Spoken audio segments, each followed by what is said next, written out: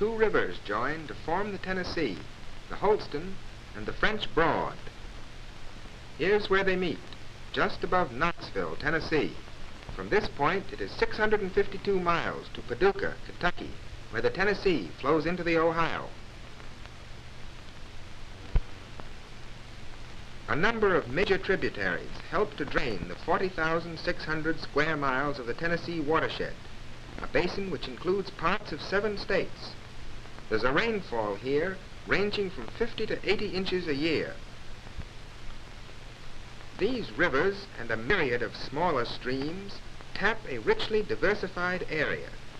The Tennessee Valley is a fair cross-section of our country. Some problems of other regions are absent here. Others are more acute than elsewhere. But in the main, the problems of the valley are the problems of America.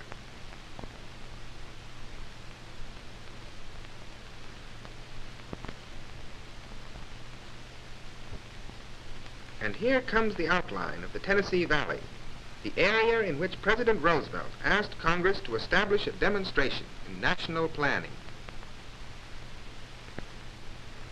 Let us examine some of the conditions the President is determined to correct.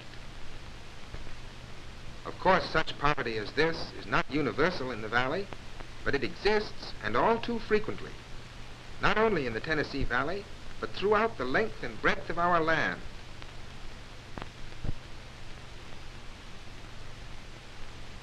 Here is regimentation with a vengeance, the regimentation of poverty. Sometimes the outlook becomes so hopeless that men actually abandon their farms. Here is where one did.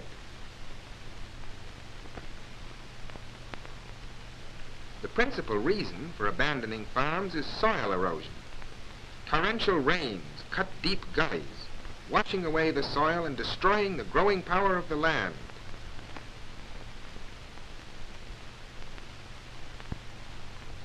And floods have taken their toll in human misery, besides destroying millions of dollars in property every year.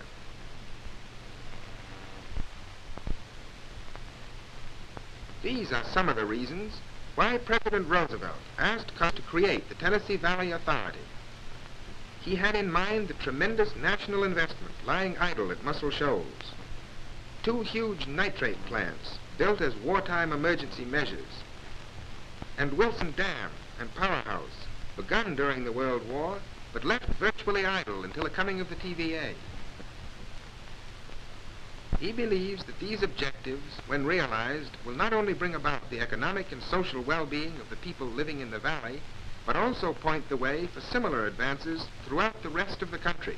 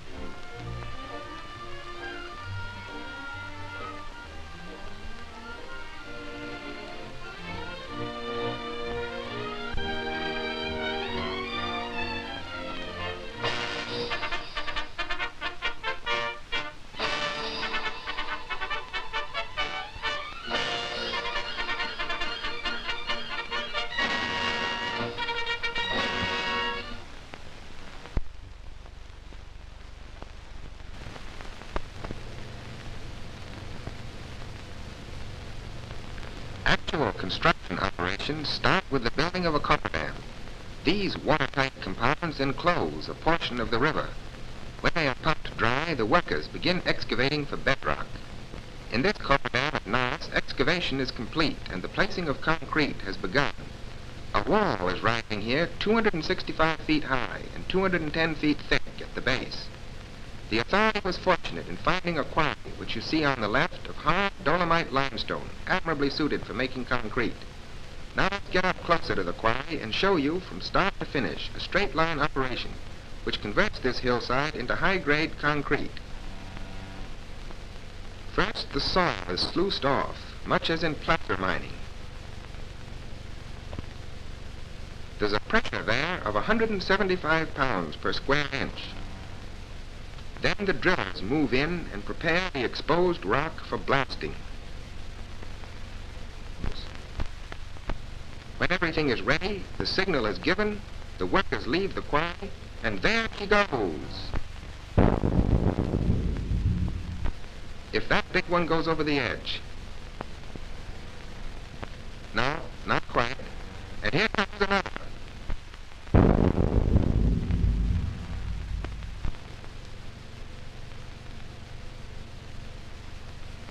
Electric shovels move in as soon as the smoke is cleared and start the rock on its way to the crusher. There. That did it. It's a relief to ease that one down.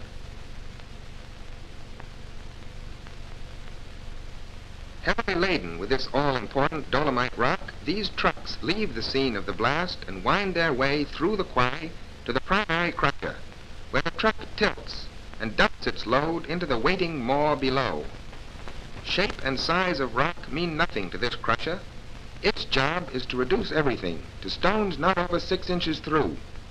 And it does this with a slight gyratory motion of that spindle in the center there. This crusher is embedded in the hillside, and it drops the crushed stone onto an endless conveyor belt which crosses the Galiana rise to deliver its load to the secondary crusher standing just between those two conveyor belts.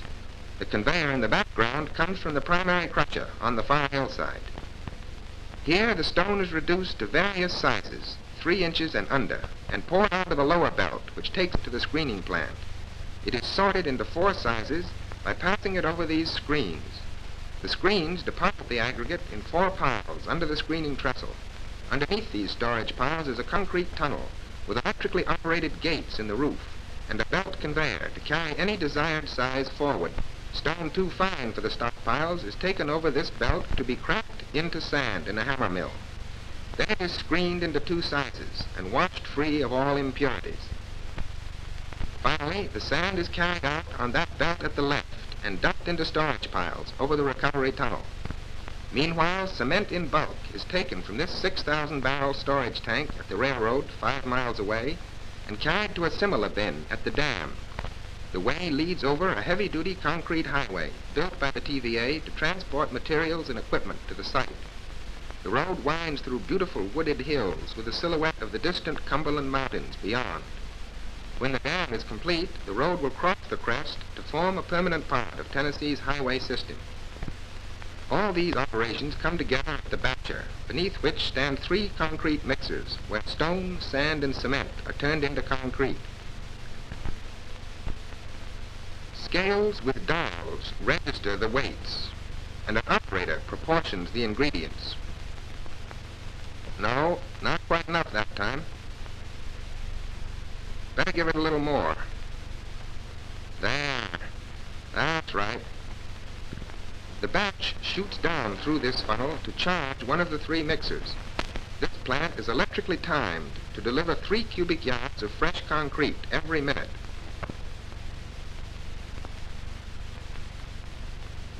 When the mixture is ready, it is poured into gasoline-driven transfer cars, which carry the concrete over the shoulder of the hill to the waiting pit. These buckets hold 6 cubic yards, and there are 2 of them in operation. One of them receives a load every minute and a half, day and night. It will take 1,000,000 cubic yards to complete Norris Dam. That means 166,000 odd buckets full must be swung out into space and deposited.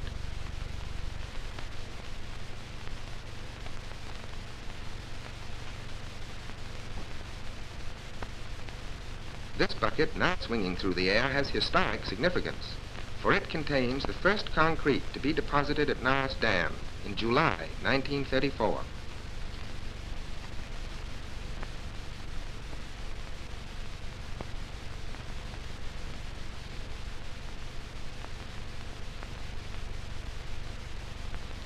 The two cableways used at Norris Dam are suspended between the head towers high on the west abutment and the tail towers 1,925 feet away across the site. A carriage runs on each cable, from which hangs a block and tackle with a massive hook to lift the concrete buckets or any other heavy object the engineers wish to have moved. An operator in each head tower controls the full operation of his cableway. It is a simple matter for him to raise and lower the hook, to run the carriage out and back, or to move his head and tail tower up or downstream at will. The main cable is anchored securely at each end. Here's a cross-section showing the 175 separate strands of steel wire, which give the cable a breaking strength of 1,100,000 pounds. When Mrs. Franklin D. Roosevelt visited Norris Dam, she was keenly interested in the operation of the cableway. After inspecting the controls inside the head tower, she went into detail with Chairman Arthur E. Morgan of the Tennessee Valley Authority, who, with his fellow directors, Dr. Harker A. Morgan and David E. Lilienthal, guides the activities of the authority. Mrs. Roosevelt counted herself fortunate in being given a ride out over the site in the man cage, hooked onto the cableway in place of a concrete bucket.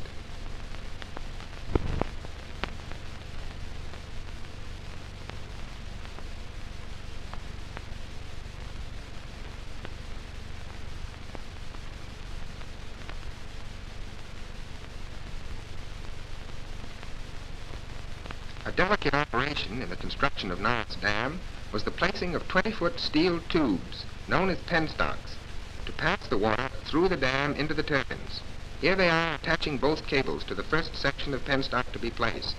The signalman in the left foreground tells the two cableway operators to take it away. The cables pull taut. Those sections weigh 40 tons apiece, and keeping the two cables exactly in step called for perfect coordination. It's clear of the ground now. It's on its way. And here it is settling into its cradle in the base of the dam.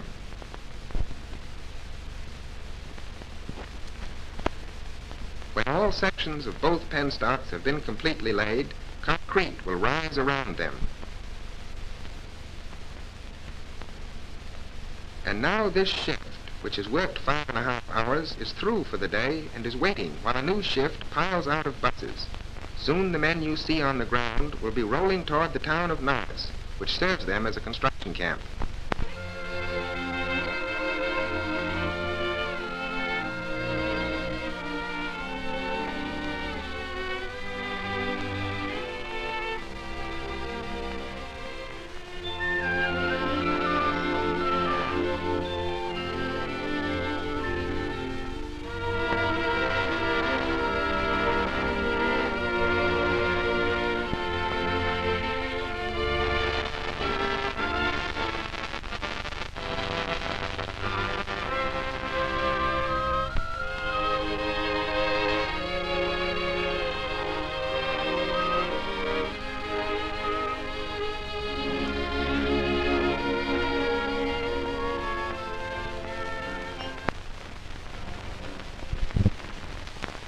Recreation plays an important part in the lives of Norris Dam workers.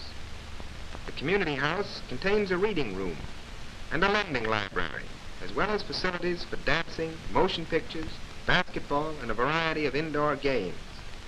Then there's a post office, a chapel where ministers of various denominations hold services, and a community bank.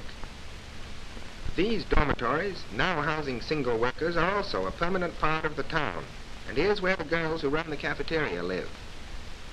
This cafeteria serves 3,300 well-balanced meals a day. Let's go inside. Outdoor work brings these chaps in here feeling good and hungry.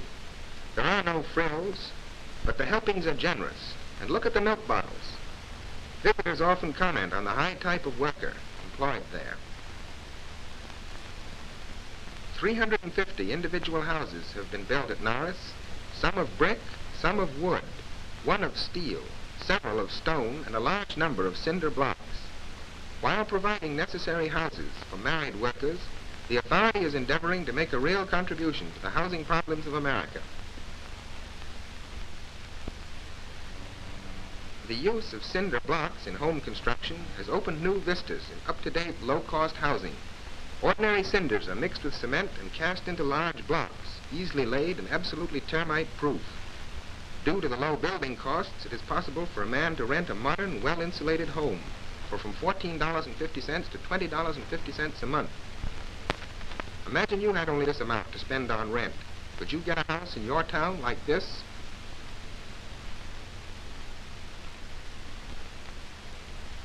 The authority maintains trade shops at Norris for maintenance and repair work.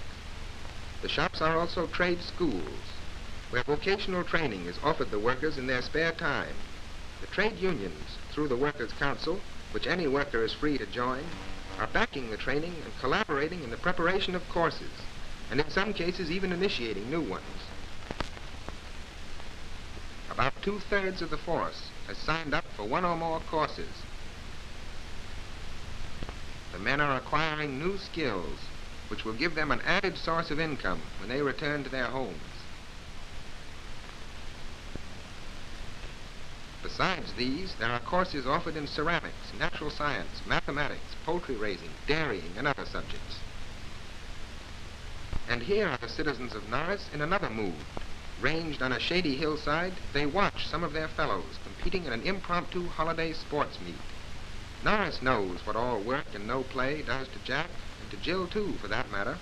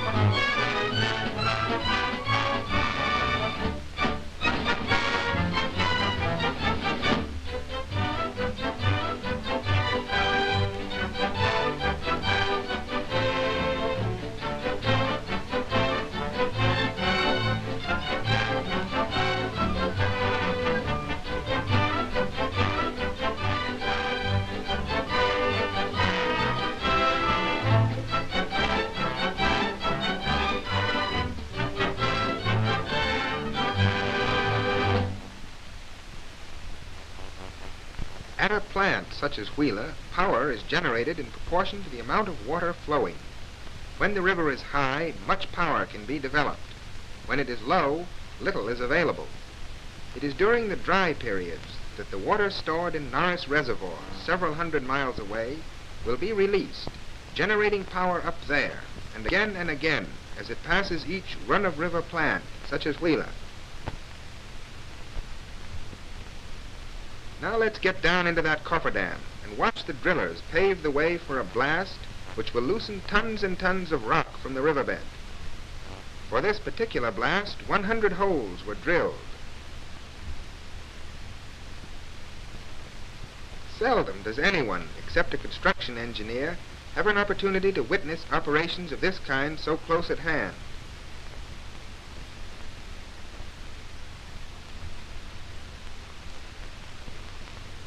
Compressed air blows the drilled holes clean. Then comes the dynamite.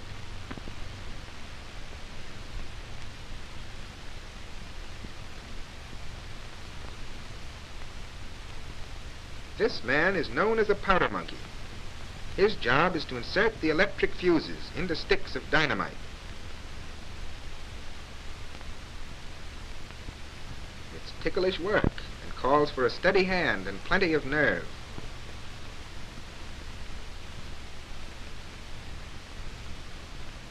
Then the stick with the fuse in it is lowered into the hole and rammed home. Go easy there, fella. That's dynamite.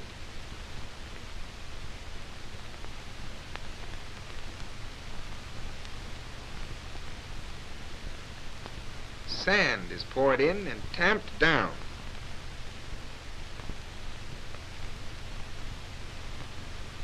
And 100 wires led into the central switch.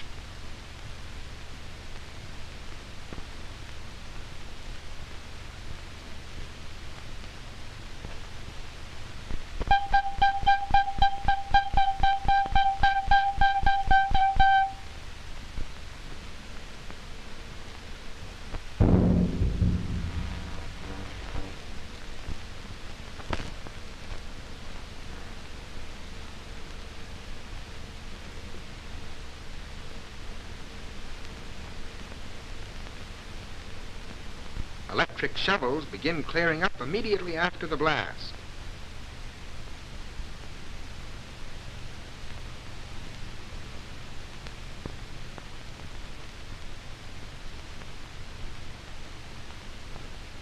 The rock is loaded into trucks and rolled away.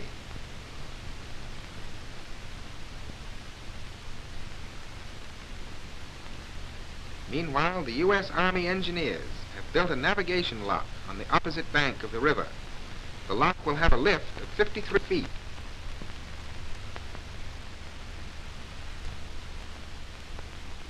Sand and gravel for Wheeler Dam is obtained from the riverbed. These buckets bring up aggregate and drop it into a screening plant aboard the dredger, where it is sifted into assorted sizes and poured into separate barges, which are then towed upstream to the Wheeler site and moored alongside the floating cranes and concrete mixers employed on this job. In the absence of rail connections, all material and equipment comes to Wheeler by water from Wilson Dam. A crane lifts great buckets full of gravel and drops the aggregate into a batcher, such as the one at Norris, except that the batcher and the mixer are mounted on a steel barge. When mixed, the concrete is poured into drop-bottom buckets. Another crane swings this bucket out over the cofferdam to the point where the concrete is to be deposited. Forms have been prepared. Steel reinforcing rods are waiting to be embedded in the concrete. Over 600,000 cubic yards will be required to complete Wheeler Dam early in 1936. The bucket deposits its load, and the crane goes back for more.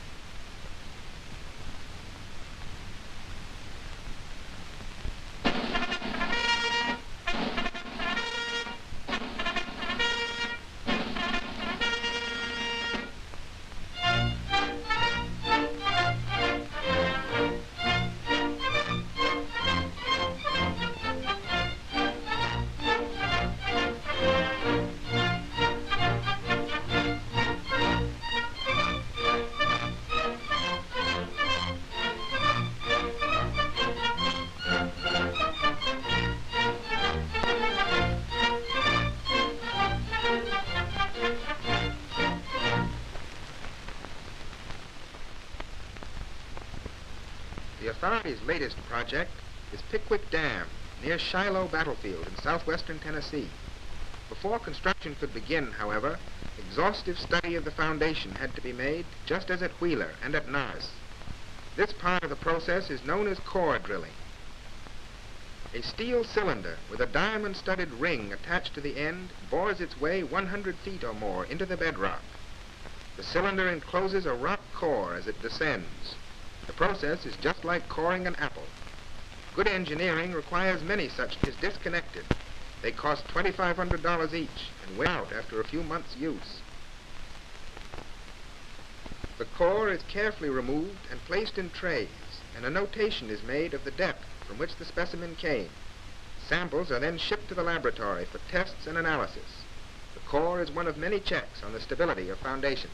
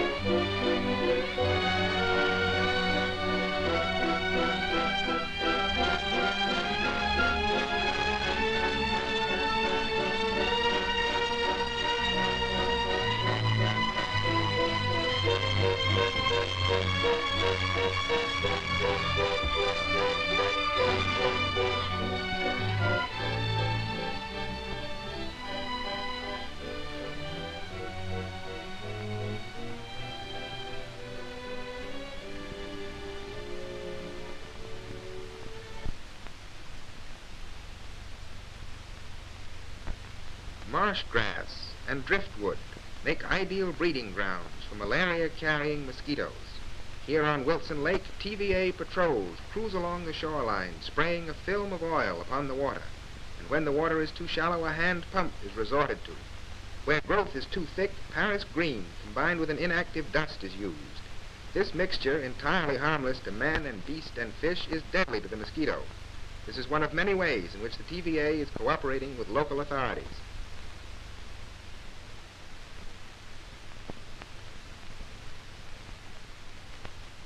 One of the major objectives of the Tennessee Valley Authority Act is the readjustment and use of nitrate plant number 2 at Muscle Shoals to promote the more economical production of plant food or fertilizer. The Act calls for active research in quest of new processes, concentrations, and combinations which will reduce the cost of the essential elements. The most challenging problem today is that of securing sufficient phosphorus.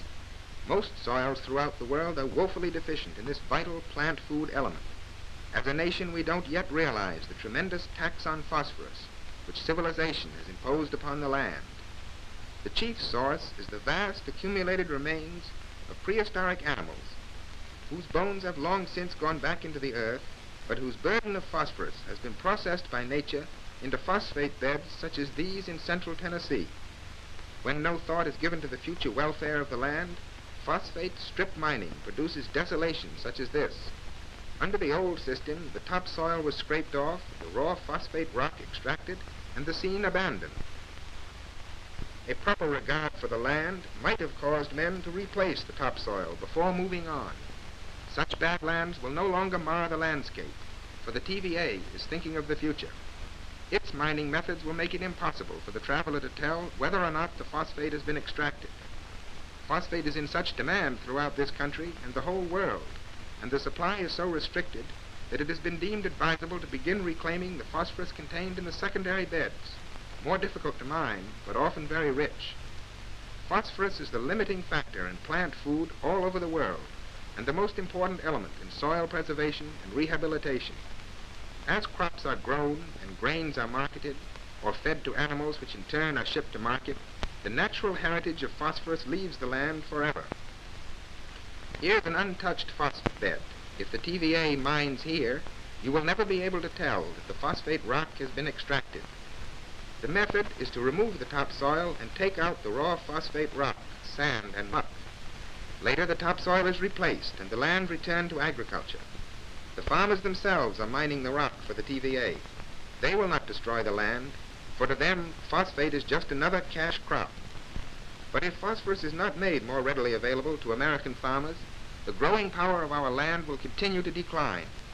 Visualize for a moment the millions and millions of tons of grains and meats which are consumed in the course of a year. Every kernel of grain and every speck of bone which goes to market along with the meat contains phosphorus. Only a pitifully small percentage is ever returned to the soil as fertilizer. The heavy draft upon our natural supply must be restored if our plant and animal life is to be maintained. When the phosphate rock is mined, it is taken by truck to the river's edge and poured down chutes into barges.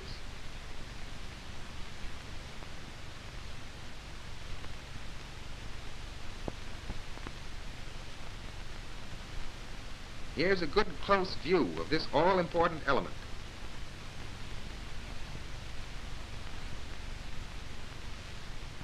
When the barge is full, it is towed to the fertilizer plant, where the rock is transferred to hopper cars and taken to the storage piles. Some phosphate, not readily transported by water, makes the whole journey by rail. Now let's inspect briefly the pilot demonstration plant the TVA has installed at nitrate plant number 2. First, the rock is dried in this kiln dryer. Then it is weighed and mixed in this scale house and placed in storage bins above the electric furnaces. High temperatures convert the phosphorus into a gas. Then it is passed through a scrubber and placed in acid tanks. The pilot manufacturing plant will be adequate for any demonstration in fertilizer production desired.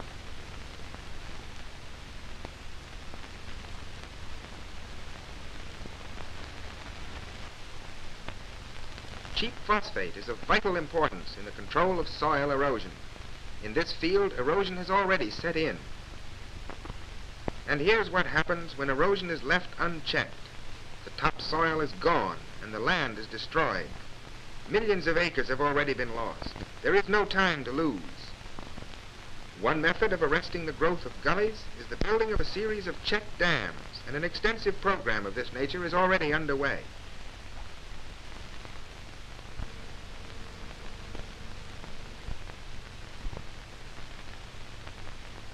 Another method recently worked out by TVA foresters is to spread brush matting over the gully slopes, stake it down with a tangle of wires, and sow grass seed through the matting. Where erosion has barely started, broad terracing will save the land. 50 counties already have their terracing units at work in the valley area, and more are coming in all the time. A terracing crew with tractor and scraper will check the beginnings of erosion at a cost to the farmer of from $1.50 to $2 per acre.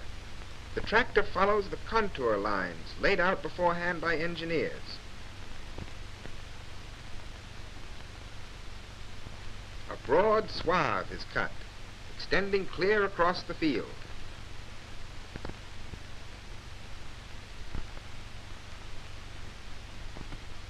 Then a second cut is made, some 20 feet downhill from the first. These two cuts mark the boundaries of the terrace. The beauty of this method lies in the fact that no topsoil is wasted. Crops can be grown up and over each terrace. Since the terrace follows contour lines, the rain is caught and held.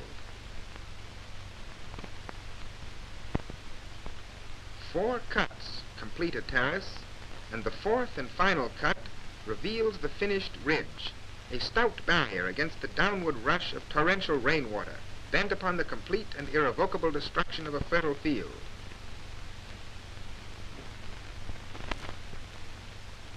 And here's a finished field with 1, 2, 3, 4 broad terraces across it, saving this land for all time.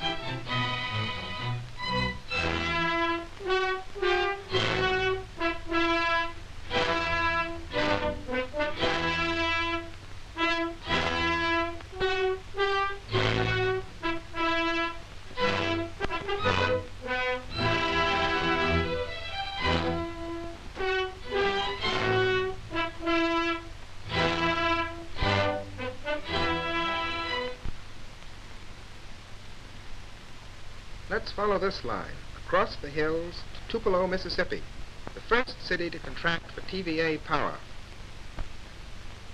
The main street, the courthouse, the city hall, and the mayor and city clerk reviewing figures showing that with power costing an average of 55% less than it formerly did, sales increased 126% in less than a year. Residential users are learning more of the blessings of electricity. Tupelo is not the only city to profit through lower power bills. For instance, in Athens, Alabama, this consumer's last bill under the old rate showed he paid $10.35 for 177 kilowatt hours. And look at his bill for TVA power. Meanwhile, from substations such as this, the Tennessee Valley Authority is pushing lines into rural communities. Thousands of counties in America have never enjoyed the benefits of electricity. Linemen from the Alabama division are bringing with them the medium that will lighten the drudgery of housework and permit wider use of man's greatest natural resource, the power that lies in the might of a river. Now the crossarm swings into place, and the insulator is securely fastened.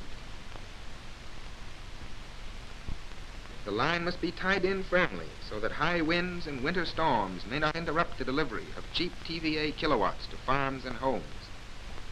The power policy of the Tennessee Valley Authority states clearly that the business of generating and distributing electric energy is a public business. Private and public interests in the business of power are of different kind and quality and should not be confused. The interest of the public in the widest possible use of electricity is superior to any private interest. Where this private interest and this public interest conflict, the public interest must prevail. If this conflict can be reconciled without injury to the public interest, such reconciliation should be made. But the right of a community to own and operate its own electric plant is undeniable. This is one of the measures which the people may properly take to protect themselves against unreasonable rates. But low rates alone are not enough. Through its agency, the Electric Home and Farm Authority, the TVA is making possible a wider use of electricity through a broader use of electric appliances. The Electric Home and Farm Authority does not sell a single appliance, but it cooperates with manufacturers, with retail dealers, and with utilities to bring low-cost, high-grade equipment into homes on long-term payment plans. Electric ranges, electric water heaters, electric pumps, electric refrigerators, and a host of other electric appliances have been mobilized not only to ease human burdens, but to help lift the depression by providing employment for untold thousands of workers in manufacturing plants throughout the land. The meter is installed. Times are changing. New ways are replacing the old. In hundreds of ways, the tireless energy of electric power is wiping out traditional drudgeries. Let us contrast for a moment yesterday with today and tomorrow, and tomorrow, and tomorrow.